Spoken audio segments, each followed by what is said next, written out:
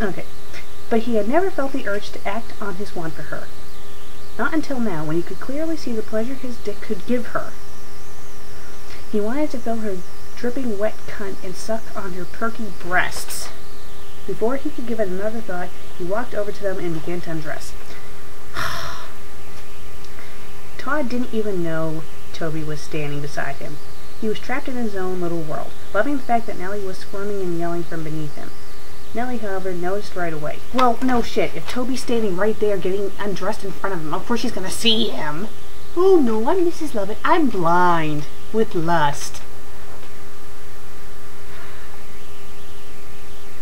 Nellie, however, noticed right away, and despite the increasing closeness of her orgasm, she scolded Toby for watching and yelled out at him to go to his room when she saw him undress. But her eyes widened, and, okay, this person has two N's in and. She stopped talking when she could see the erection the sight of her had caused him. Ever had she ever thought of him or any other young boy in that way? Huh? Don't you mean never had she ever thought of him in that way? Come on, seriously. Check your grammar! But at the moment she couldn't help but play with the thought that he wanted to fuck her. I guess his erection wasn't good enough. And that it would feel so good to be fucked by both of them at once. She had never engaged in sex with more than one person at a time. It was wrong. And I don't know if it would fit anyway. But it would feel so right. Her mind clouded as the orgasm approached, and she screamed her orgasm. Toby couldn't push Todd off of her if he tried. He wanted to fill her, but she was already taken. Her scolding and furious looks only made him want her more. He'd show her how much of a big boy he could be. Then her screams took him over. He needed her now. He slid into the booth and made his way on the table, letting his legs hold him up over her head between them. Her eyes were closed and her head was thrown back in orgasm, but her mouth was wide open. Toby took this opportunity to slip his cock into it, muffling her moans. Todd came hard into her, but fucked her through it all, making her orgasm last longer.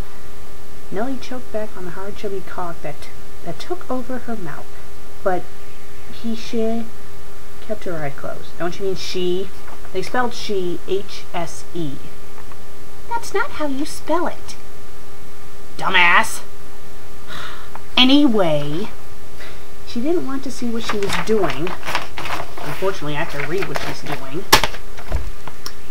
And so she sucked gently on it as she continued to moan.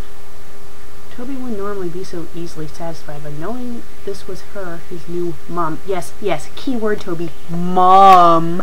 You know, parental figure. Someone who's supposed to be nurturing you, not fucking you. Made him moan. He humped her mouth gently, feeling her tongue rub against his length.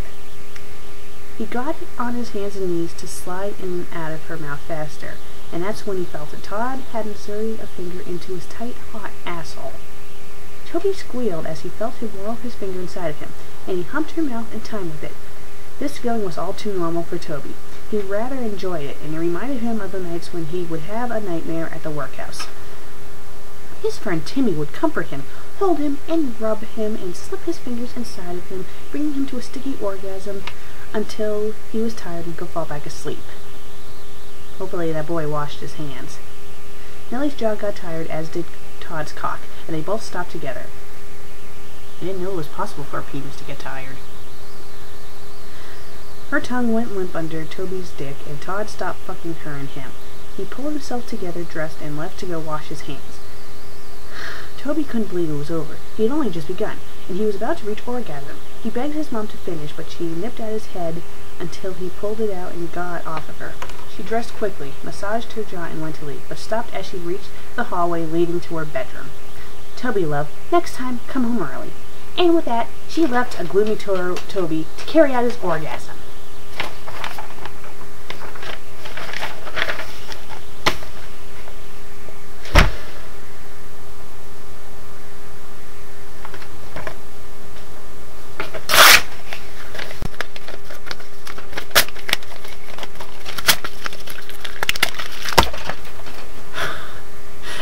fanfic is a monstrosity. It is awful.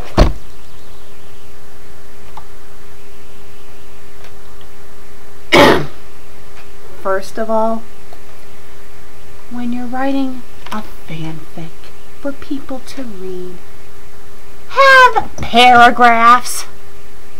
This story was a massive blob of words. I mean, I easily, when I printed this up, I easily could have added paragraphs, but I wanted to show you guys how stupid this author was. And another thing, let's do the math. Mrs. Lovett plus Sweeney Todd equals Toby's parental figures. That's right, dumbass. They are his parents. They may not be biologically his parents, but they are his parental figures, especially Mrs. Lovett. You do not fuck your parents, and your parents do not fuck you. And if you do that, you have issues. And in the real world, you would be arrested for doing that. What Mrs. Lovett and Sweeney Todd did to Toby in this, even if he wanted to do it, it doesn't matter. It was rape. Big no-no. You do not write fanfics about this. Obviously, Pretty Moppet has some pretty serious issues. And another problem with this story was, of course, the grammar. It wasn't as bad as the Angry Video Game Nerd and Nostalgia Critic fanfic, but it was still bad. And not... I mean, if you're not going to use paragraphs, you might as well spell things right. It was just awful. The story was shit.